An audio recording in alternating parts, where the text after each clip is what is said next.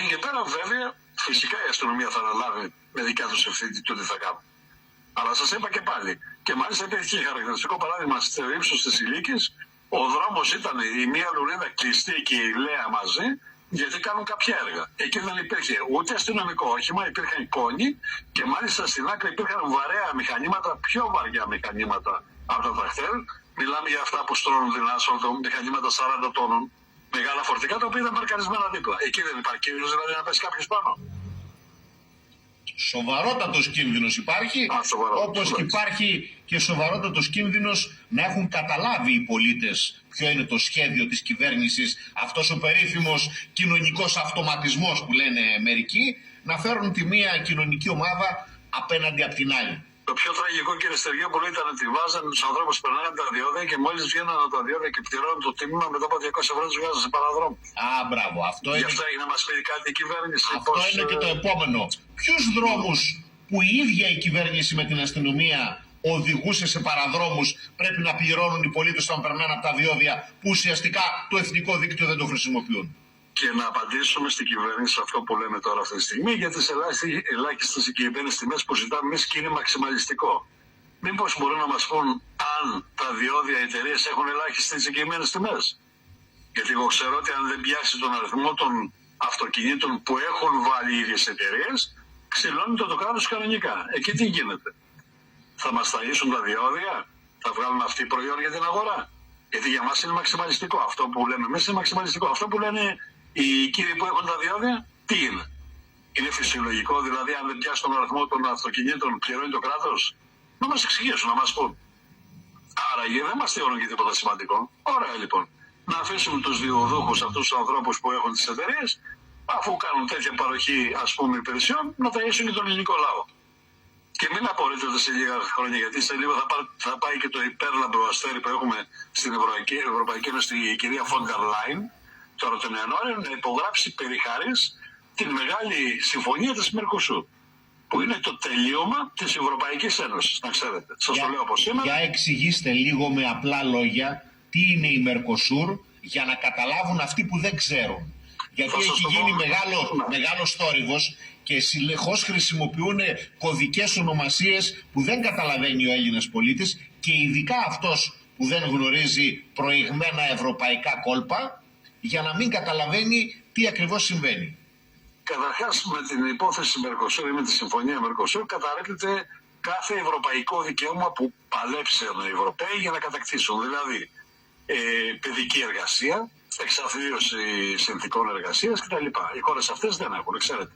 Δουλεύουν τα παιδάκια από 8 χρονών ξυπόλυτα κανονικά με ένα μεροκάματο, όχι τα παιδάκια δουλεύουν δωρεάν, κοντά αναγκαστικά, αλλά οι πιο ηλικιωμένοι δουλεύουν περίπου με $1 από ήλιο σε ήλιο. Αυτά είναι τα ημερομίσθια. Άρα αυτό έχει αποτέλεσμα τα προϊόντα που παράγουν αυτές οι χώρες, με ένα βασικό όμως, με μια βασική διαφορά από τα δικά μας προϊόντα, δεν έχουν καμία ταυτότητα υγειονομική πάνω τους. Ούτε φυτοφαρμάκων που χρησιμοποιούν όσον αφορά τη φυτική παραγωγή, ούτε εμβολίων όσον αφορά τη ζωική παραγωγή. Χρησιμοποιούν ό,τι γίνεται, ό,τι θέλουν, για να πετύχουν περισσότερο, μεγαλύτερο αριθμό παραγωγής, δηλαδή αν είναι δικό μας θέμα, βάσει του Green Plan που είχαμε μέσα στην Ευρώπη, να φύγουμε από τα φυτοφάρμακα και από τα βαριά λιπάσματα, από όλες αυτές τις ιστορίες, η Λατινική Αμερική όπως και η Ασία δεν τις χρησιμοποιούν. Αυτό σημαίνει ότι αυτό που θα έρχεται στο τραπέζι μας δεν ξέρουμε τι θα είναι, δεν είναι εγκεκριμένο από την Ευρωπαϊκή Ένωση. Λοιπόν, και μέσα σε όλα εμείς οι ευαίσθητοι Ευρωπαίοι που δεν θέλουμε τα παιδάκια αυτά τα φτωχά να εξαθλιώνονται έτσι, θα χρησιμοποιήσουμε κανονικά να συνεχίσει η παιδική σκλαβιά, ας πούμε, να δουλεύουν και από το πρωί μέχρι το βράδυ. Μην ξεχνάτε, μεγάλες εταιρείες πολυεθνικές με ρούχα χρησιμοποιούσαν στην Ινδία παιδάκια τα οποία βάφανε τα ρούχα μέσα σε μεγάλους λάκους με χρώματα με τα πόδια τους όπως ήταν. Δηλαδή ρίχναν τα χημικά και πατάγαν τα πιτσιρίκια μέσα για να βαφτούν. Και πάμε εμείς πολύ ευαίσθητοι που είμαστε και αγοράζουμε από αυτές τις εταιρείες ακόμη. Αυτά τα προϊόντα θα έρθουν σε όλη την Ευρωπαϊκή Ένωση? Θα την κατακλείσουν την Ευρωπαϊκή Ένωση, γιατί θα υπάρχει μια διαφορά τιμής η οποία δεν θα σου αφήνει και πολλά περιθώρια στο μυαλό να σκεφτείς αν αυτό που θέλω να δώσω στο παιδί μου ή σε μένα το ίδιο είναι υγειονομικά ελεγμένο ή όχι. Εδώ δεν μπορείς να φας ούτε σε άλλους. Δεν ξέρω αν ρωτάει κάποιος ή αν κοιτάει. Βέβαια, η Ευρώπη απ' την άλλη έχει πλασάρει πολύ ωραίες συσκευασίες να σου παρουσιάζει πάνω σε κάθε προϊόν περίπου 500 διαφορετικούς κωδικούς με κάτι μπροστά και με κάτι αριθμούς που δεν καταλαβαίνεις τι γίνεται. Για να σας δώσω τον αντίκτυπο ή το αντίβαρο, η Χιλή με ένα γερουσιαστή ο οποίος έκανε ένα πόλεμο 25 χρόνια, κατάφερε ο ένας άνθρωπος αυτός, βέβαια μπήκε και στη Βουλή μετά, φυσικό ήταν αυτό, κατάφερε τις μεγάλες πολυεθνικές να έχουν χρώματα στα προϊόντα πάνω, δηλαδή προϊόν ιδίως για τα παιδιά έχει αλάτι, ποιο έχει ζάχαρη, ποιο έχει και τα δύο μαζί, και δεν τους έβαλαν να τα γράφουν. Βάζανε και χρωματίζανε με στάμπες πάνω, όταν έλεγε στο μαύρο δεν το ακουμπούσες, είχε απ' όλα μέσα. Λοιπόν, κατάφερε ένας άνθρωπος στις πολυεθνικές, στην ίδια πολυεθνική που στην Ελλάδα φέρνει αυτό το προϊόν με 500 που δεν ξέρουμε τι είναι αυτά, στη Χιλή να το γνωρίζει με ένα σήμα που έχει πάνω, ότι αυτό δεν πρέπει να το πλησιάσω. Ανάλογα με το χρώμα στη συσκευασία δηλαδή. Ακριβώς. Ακριβώς. Γιατί είπε η Χιλή, η οποία δεν είναι και τόσο προηγμένη χώρα, αλλά είπε η Χιλή ότι το κόστος που έδωναν τα χρήματα για να παλέψουν την παιδική παχυσαρκία ήταν πολύ μεγαλύτερο στην υγεία τα χρήματα που δίνουν από ότι να κάνουν αυτό το πράγμα που κάναν. Και το καταφέραν. Εμείς δεν μπορούμε να το καταφέρουμε. Δεν μπορούμε εκείνο, δεν μπορούμε τ' άλλο. Τότε τι τους έχουμε αυτούς στην Βουλή. Να κάνουν τι. Να χαιρετιούνται μεταξύ τους και να λένε τα κάλαντα. Γιατί δεν τους έχουμε αυτούς τους ανθρώπους. Αυτό το διευθυντήριο είναι στην Ευρώπη, να μην τους έχουμε. Δηλαδή τι, για να εκτελούν τις εντολές της Ευρώπης αμάσιτες όπως έρχονται. Εγώ ξέρω όταν ψηφίζω τον βουλευτή μου, αφού εγώ δεν μπορώ να κάνω αυτή τη δουλειά, τον στέλνω εκεί για να πει τη δικιά μου τη φωνή, όχι τη δικιά του. Ή όχι τη συμφωνία του κόμματο. Τον στέλνω με κάποιες προϋποθέσεις. Εμείς δεν μπορούμε να κάνουμε αντίσταση πουθενά. Και αυτά που σας λέω σήμερα θα τα πω και τον Μάιο, γιατί έχω δεστήσει στην Ευρωπαϊκή Ένωση για να μιλήσω σαν αγρότης. Τα ίδια ακριβώς θα υποθούν και εκεί, σε επίπεδο της Φόντερ Λάιν. Βέβαια, κάποιοι άλλοι πολίτες εδώ από τη Θηάδια πάνε στη Φόντερ Λάιν και παίρνουν βραβεία γιατί ο Δήμος τους έγινε πράσινος ή έγινε διτσρικός. Δηλαδή, λύσαμε όλα τα προβλήματα και τώρα έχουμε, γιατί πήραμε 5 μηχανήματα που δεν ξέραμε πού να τα δώσουν και τα αγοράσαμε εμείς και δεν δουλεύει κανένας. Και έρχεσαι στο ροπέδι Δομοκού και δεν μπορείς να δεις μπροστά στον δρόμο από τα φωτοβολταϊκά που έγιναν σε εκεί υψηλής παραγωγικότητας. Αλλά αυτά είναι ψηλά γράμματα. Δεν μας αφορούν. Τώρα που θα βρούμε να φάμε αύριο το πρωί, θα έρχεστε εσείς με την οικογένειά σας στη Λαμία μέχρι το Δομοκό, θα κόβετε ας πούμε 1 μέτρο πάνελ ηλιακό και θα ταΐζετε το γιο σας, τη γυναίκα σας, ξέρω εγώ, κάθε φίλο, καθόμαστε κάθε τρόπο. Είναι ψηλά γράμματα τα οποία έρχονται όμως, να ξέρετε. Και κάποια στιγμή όταν τα αγνοούμε τώρα που είναι νωρίς, θα τα βρούμε μπροστά μας βουνό, έτσι. Είναι ήδη αργά κύριε Στεριόπολε. Να σας δώσω καταλάβετε ότι πολλά χιλιάδες στρέμματα στο ροπέδι Δομοκό τα οποία έχουν ήδη μπει ταφόπλακα, ήδη έχει μπει ταφόπλακα πάνω. Και η ταφόπλακα αυτή είναι με ηλιακά πάνελ. Όταν ζητούσαν οι αγρότες να δώσουν ένα πενταράκι, ένα πολύ μικρό, για να βγάλουν το ρεύμα τους από την κάθε γεώτρηση, από το κάθε ποιμνιοστάσιο, από την κάθε καθετοποιημένη μονάδα που υπήρχε, δεν ήταν δυνατή. Και τώρα έρχεστε και βλέπετε 3.000 στρέμματα, 9.000 στρέμματα, 8.000 στρέμματα. Δηλαδή είναι δυνατόν σε μια κοινότητα, ας πούμε, του δικού μου χωριού, που έχει 11.000 στρέμματα τα 9 να πάνε για φωτοβολταϊκά. Πού τα είδατε αυτά γραμμένα, ας πούμε, πού υπάρχουν αυτά. Και πανηγυρίζουμε όλοι μαζί. Εντάξει. Εκτός από αυτό, αληθεύει ότι αλλάζουν τα φωτοβολταϊκά και το μικροκλίμα της περιοχής. Δεν ξέρω, επιστήμονας δεν είμαι, αλλά βάσει κάποιων ερευνών που έχουν γίνει, φυσικά και αλλάζουν και αναστρέφουν το έδαφος. Το οποίο έδαφος όταν αυτά ξυλωθούν μετά από 20 χρόνια, εάν ξυλωθούν, δεν είναι σίγουρο, θα χρειαστεί τουλάχιστον 3-4-5 χρόνια να ξανακάνει γόνιμο το έδαφος. Γιατί το έδαφος πρέπει να ξέρετε καλλιεργείται στους 15, 20, 25 πόντους βαριά, δεν είναι για παρακάτω.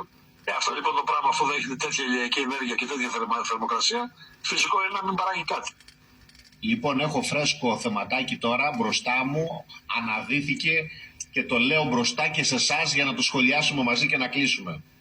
Από το Banking News, έτσι, αποκάλυψη σοκ. Πάνω από 1.000 υποθέσεις έστειλε η εισαγγελία διαφθοράς για να παραλύσει τη λειτουργία της Ευρωπαϊκής Εισαγγελίας. Τα bots, λέει, και τα servers στέλνουν δουλειά στην Ευρωπαϊκή Εισαγγελία για να μην ασχοληθεί με τα πραγματικά προβλήματα. Εντάξει, τι να συζητήσεις και τι να πεις και τι γνώμη να πεις. Το σχέδιο είναι πολύ καλά οργανωμένο. Βέβαια, παντού κύριε Στεριόπουλο, δεν είναι μόνο η χώρα μας. Παντού που είναι πολύ το χρήμα, υπάρχουν όλα αυτά. Υπάρχει διαφθορά, είναι ένα σύστημα το οποίο έτσι δουλεύει. Μας αρέσει, δεν μας αρέσει. Από εκεί και πέρα. Βομβαρδισμός, λέει, βομβαρδισμός δικογραφιών στην Ευρωπαϊκή Εισαγγελία για να μην μπορέσει να δουλέψει. Βέβαια. Μπας και προλάβαμε και κουβές, πάρει και φύγει και αυτή, πότε φεύγει η γυναίκα. και ησυχάσουμε από αυτή και πήγα πρόθυμος, ας πούμε. Πάντως στις δικές μας εδώ πέρα της εισαγγελής την ομάδα την ανανέωσαν τη θητεία τους κανονικά εδώ. Δηλαδή την κυρία Παπανδρέου και τους άλλους που ήταν στην ομάδα, η θητεία τους ανανεώθηκε με τεράστια δυσφορία από τις ελληνικές διοκτικές αρχές, από ό,τι διαβάζω. Βέβαια. Έφερναν πρόβλημα. Όποιος έχει πρόβλημα στο σύστημα, έτσι γίνονται αυτά. Και την άλλη στο φραπέ που είχε πονόδον, το λέει και δεν μπόρεσε να έρθει, ας πούμε. Και στέλνει ένα email.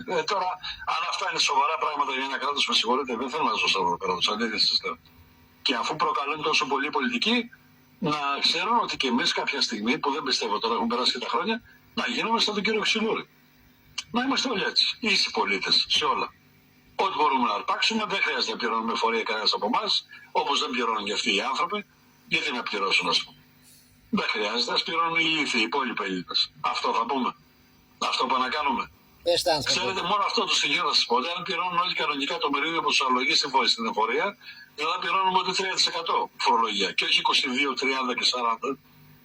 Δηλαδή έρχεται το κράτος και είναι ξαφνικά συνέτερος μόνο στα έσοδα, όχι στα έξοδα, γιατί σε θεωρεί ότι εσύ πας καλά. Άρα αυτό θα τα φάμε μαζί. Δεν κατάλαβα γιατί. Μαζί τα φτιάξαμε. Ούτε τα φάγαμε μαζί, αλλά μαζί τα φτιάξαμε. Ρωτάει κανείς από αυτούς τους ανθρώπους που είναι στον δρόμο και έχουν επενδύσει τα εκατομμύρια ή τα χιλιάδες ευρώ αν κοιμούν το βράδυ. Σε αυτό η κυβέρνηση, η κάθε κυβέρνηση, το κράτος έχει εμπλακεί. Να μην κοιμάται και αυτό το βράδυ. Να χτυπάει το ίδιο καρδιά του αύριο το πρωί κάτι το τύχει και δεν μπορεί να πληρώσει το δάνειο, τη δώσει. Και χάσει την περιουσία του όλη. Όχι. Αλλά έρχεται μετά στα νερά του και λέει: εσύ κάτι. Βγάζει χρήματα, αλλά φέρε ένα 40%. Να ζήσουμε αυτού που δεν. Και εδώ του λέμε για ένα διπλασιασμό τη σύνταξη του αγρότη που είναι 380 ευρώ το τεράστιο ποσό, όταν ο άεργος, αυτός που δεν έχει δουλέψει ποτέ στη χώρα, παίρνει επιδόματα 360 ευρώ, αυτός που είναι κτηνοτρόφος και δουλεύει 40 και 50 χρόνια, κάθε μέρα, 24 ώρες το 24ωρο, που έπρεπε να βγει στη σύνταξη από τα 40 του, αυτό όταν τελειώσει κάποια στιγμή στα 67 που δεν τελειώσει, θα πάρει 380 ευρώ. Δεν μπορεί να το κάνει αυτό, είναι μεγάλα τα έξοδα. Πάρα πολύ. Και ξαφνικά πριν 25 μέρες δίνει 88 εκατομμύρια στα ΚΙΔ. Δηλαδή αυτοί που μέσα σε αυτά τα ΚΙΔ υπάρχουν τα μολυσμένα τα οποία κάνουν όλο το παιχνίδι και χρησιμοποιήθηκαν, τους λέει: ελάτε εδώ, ρε μάγκες, πώς είστε στις 400. Ωραία, πάρτε και 88 εκατομμύρια. Γιατί να δίνετε συμβουλές στους αγρότες. Το άκουγα που το λέγατε και στον τηλεοπτικό διάλογο, κύριε Γκάνη. Ωραία, χωρίς καμία κινητοποίηση στα ΚΙΔ, ούτε να βγουν στους δρόμους ούτε τίποτα. Κάθονται στα γραφεία, πάνε οι ηλίθιοι σαν και εμάς. Λοιπόν, γιατί πρέπει να περάσουμε από εκεί, παίρνουν τα λεφτά τους, πάρτε και 88 εκατομμύρια. Και έλεγε ο κ. Ποδοψάλτης ότι δώσαμε 25 εκατομμύρια για ζωοτροφές. Δηλαδή, ποιος τι έγινε σε αντιστοιχεία, αυτό να καταλάβετε, σε κάθε κτηνοτρόφο δεν βγαίνει 200-300 ευρώ. Αυτή είναι αντιστοιχεία. Την ώρα του τηλεοπτικού διαλόγου, αν ισχυριστεί κάποιος ότι κάτι έδωσε και είναι μηδαμινό, δεν μπορεί να αντιληφθεί ο πολίτης στη ροή του πολιτικού διαλόγου τώρα ότι έδωσε ή δεν έδωσε. Θα το πιάσουν οι άλλοι και θα πούνε ότι ο Υπουργός είπε, ο τάδε είπε ότι έδωσε. Πάμε το τελευταίο για να σας αποδεσμεύσω. Επίδειξη, διαβάζω πρωτοσέλιδο εφημερίδας, κύριε Γκανή. Επίδειξη αλαζονίας από το καθεστώς Μητσοτάκη. Κοινοβουλευτικό πραξικόπημα το χαρακτηρίζει η εφημερίδα Δημοκρατία από τον πρόεδρο της Βουλής. Ο κύριος Κακλαμάνης ανακοίνωσε ότι προωθεί την κατάργηση της ζωντανής μετάδοσης των εξεταστικών επιτροπών με τη δικαιολογία ότι κάτι τέτοιο δεν παραβιάζει τη συνταγματική πρόνοια περί δημοσιότητας. Δηλαδή, σε απλά ελληνικά, αυτά που βλέπαμε στις δημόσιες τοποθετήσεις των εμπλεκομένων στην Εξεταστική Επιτροπή, θα σταματήσουμε να τα βλέπουμε. Γιατί μάλλον κάνει πολύ κακό στην εικόνα. Η απάντηση αφορά τον κύριο Λαζόπουλο. Το Λάκη που είπε ότι το κανάλι της Βουλής και είχε τηλεθέαση 0,2, από τότε που πήγε η Κωνσταντοπούλου πήγε στο 25%. Για να καταλάβετε το τι γίνεται. Βέβαια, τώρα γιατί να μ' αναπαγορευτεί. Αλήθεια είναι αυτό. Παίρνουμε μετρήσεις, έχει ανέβει κάθετα η τηλεθέαση. Δεν υπάρχει. Δηλαδή, φανταστείτε για την έρχοντα πιάνει 3%, θεωρείται φοβερή τηλεθέαση. Ναι. Φανταστείτε τώρα το κανάλι της Βουλής που έπιασε 20, ας πούμε 25 πόσο πιάσει την τηλεθέαση. Γιατί απορούν όλοι, κύριε Στεργιόπουλε. Ξέρετε ότι το υλικό της εξεταστικής είναι άριστο υλικό αναπαραγωγής για όλες τις χιουμοριστικές εκπομπές. Στάτερες φοβερές. Ακριβώς. Δηλαδή θα ξεπεράσουμε με αυτό όντως το υλικό, θα ξεπεράσει και τον Αριστοφάνη αυτές. Αλήθεια είναι αυτό. Η τραγωδία σε μορφή κομμωδίας, ας πούμε, ποιος μπορεί να σε κλέβει σε αυτό το κράτος. Εν τω μεταξύ συνειδητοποιούν ότι όλοι αυτοί οι ρεμπεσκέδες που βγαίνουν εκεί και μιλάνε, κάνουν τρελά νούμερα τηλεθέασης, οπότε αντιλαμβάνεται ο πολίτης ότι αποκλείεται να φταίει αυτός για όλα αυτά τα οποία καταγγέλλονται, γιατί αυτό είχαν στο μυαλό τους αυτοί, να τους βγάλουμε, να τους δείξουμε, να λέει ο κόσμος αυτοί είναι, αυτοί τα έκαναν, αλλά αυτοί είναι τόσο άχρηστοι ακόμα και για να υποστηρίξουν όχι μόνο τον εαυτό τους, αλλά και όλο το κύκλωμα που εκθέτουν το κύκλωμα. Μα τι να είναι τώρα, πας να του ζητήσεις το άλλο που έχει τα 280 γελάδια και σου λέει τα έφαγε λίγο σε αρκούδα και δεν υπάρχει χαράνα. Δηλαδή, αυτή η αρκούδα και ο Λύκος πρέπει να είναι, πώς είναι ο T-Rex, το δεινόσαυρο του Jurassic Park. Για όνομα του Θεού, γελάμε, τι να πούμε τώρα, πρέπει να κλαίμε ας πούμε όλοι μας, για αυτό που τραβάμε. Βλέπετε τη Λαμία έχει καταρρεύσει. Και βλέπω κάτι δηλώσει ότι δεν είναι ακριβώς έτσι. Το παλεύουμε, ας πούμε, και κάτσε και ο εμπορικός κόσμος και ο εμπορικός κόσμος. Δεν βλέπει τι γίνεται. Θα σου πω ένα νούμερο μόνο. 10 εκατομμύρια υπερνομός έδωσε επιδοτήσεις και πάει στα 3. 7 εκατομμύρια χάθηκαν μέσα από τον νομό. Μην ψάχνεις. Δηλαδή, ούτε γιατί κινούν πολυκαταστήματα, ούτε γιατί κοιτάει ο άλλος να μην άρρωσε τη σώπα μέσα στο μαγαζί να μην πληρώσει ρεύμα παραπάνω και παγώνει και μέσα κάθε εκεί στο απόσχιο, στο βορεινό της Λαμίας, ας πούμε, και περιμένει πάση και περάσει ένας πελάτης να του φυκίσει. Θέλετε να πάρετε χαμπάρι, μην να πάρουμε χαμπάρι όλοι μαζί. Δεν υπάρχει άλλη διέξοδο. Όταν οι αγρότες καθυλωθούν και φανταστείτε είμαστε στα τελειώματα, δεν θα υπάρξει ούτε κομμόπολη, ούτε πόλη, ούτε τίποτα. Θα τελειώσει η ιστορία. Με παροχή υπηρεσιών δεν περνάει το θέμα. Παροχή υπηρεσιών έχει σε ένα κράτος το οποίο έχει πρωτογενή τομέα βαρβάτο. Για να έχει παροχή υπηρεσιών. Η βιομηχανία βαριά, βαρβάτη. Ακριβώς. Εμείς δεν έχουμε ούτε βιομηχανία βαριά, ούτε βιοτεχνία βαριά. Όταν ακούω και λένε μικρομεσαίες επιχειρήσεις, γελάω. Εμείς στην Ελλάδα θεωρούμε μικρομεσαία επιχείρηση των 3-5-10 ατόμων. Όταν η Ευρώπη λέει ότι η μικρομεσαία επιχείρηση απασχολεί 900 με 1.100 υπαλλήλους. Ξέρετε πολλές τέτοιες εταιρείες στην Ελλάδα. Οι οικοτεχνίες είμαστε οι περισσότερες στην Ελλάδα. Μπορούν να το καταλάβουν. Δεν μπορούν να το καταλάβουν. Αυτοί τα μυαλά τους είναι αυτό που τους είπαν στο πανεπιστήμιο και σου λέει έτσι πρέπει να είναι. Δεν ξέρουν παρά έξω τι γίνεται. Και μια παράκληση σας παρακαλώ τους πολιτικούς μας που έχουν συμφέροντα να μην βγαίνουν και πολύ, ξέρετε, να έρθουν για ευχητήρια και τέτοια. Καλά είναι να μαζευτούν λίγο αυτές τις μέρες. Όχι προς απειλή, αλλά δεν είναι σωστό. Εγώ όσους καλό να έρθουν εδώ δεν έρχονται πάντως, κύριε Γκανή. Ναι, αλλά τους βλέπω να κάνουν στα χωριά γύρες και να λένε χρόνια πολλά. Δεν είναι καλό πράγμα. Βεβαίως. Ναι, δεν είναι πολύ καλή η εικόνα αυτή. Δυστυχώς όμως σε αυτή την περίπτωση πλησιάζουν εκλογές τώρα γι' αυτό. Ο Στάλιν με το πείραμα που έκανε με την κότα. Που δεν έβγαλε τα πούπουλα, έτσι. Της έβγαλε τα πούπουλα, την ξεπουπούλιασε και αφού τη βασάνισε όσο την βασάνισε ζωντανή και την άφησε χωρίς φτερά και πούπουλα, μετά μισοπεθαμένη, μετά μόλις την άφησε κάτω και της έριξε σιτάρι, τον ακολούθαγε από πίσω. Από κοντά, έτσι ακριβώς είμαστε κι εμείς. Εμάς έχουν μαδίσει. Δεν φταίνουν οι πολιτικοί που κάνουν βόλτες στα χωριά. Ακριβώς. Όχι βέβαια. Όχι βέβαια, αλλά λέω, καλό είναι να και αυτοί. Καλά τα λέτε εσείς, αλλά καλό θα ήταν οι πολίτες που τους υποδέχονται εκεί να τους πούνε ποια είναι η αλήθεια και ότι καταλαβαίνουν την αλήθεια για να μην τους περνάνε οι πολιτικοί για κότες. Να δούμε. Τι να πω, Πρέπει δηλαδή κάποια στιγμή να αντιληφθούμε και εμείς ως πολίτες την ευθύνη που έχουμε να συντηρούμε αυτό το καθεστώς. Αν μη τι άλλο. Αν μη τι άλλο, σωστά. Κύριε Γκανή, σας ευχαριστώ πάρα πολύ για την επικοινωνία που είχαμε. Δεν χρειάζεται κάτι άλλο να ακούσουμε, κυρίες και κύριοι. Δεν χρειάζεται κάτι άλλο να ακούσουμε. Ο κύριος Γκανές τα είπε όλα μαζί. Αυτό είναι όλο και το συμπέρασμα στο τέλος. Ότι η κοινωνία αυτή τη στιγμή πρέπει να αναλάβει τις ευθύνες της, να τελειώνουμε με αυτούς τους τύπους που τα ρημάξαν όλα και να οδηγηθούμε σε ένα άλλο δρόμο. Όχι το σκοτεινό που μας οδηγούν αυτοί. Απλά πράγματα. Τόσο απλά πράγματα.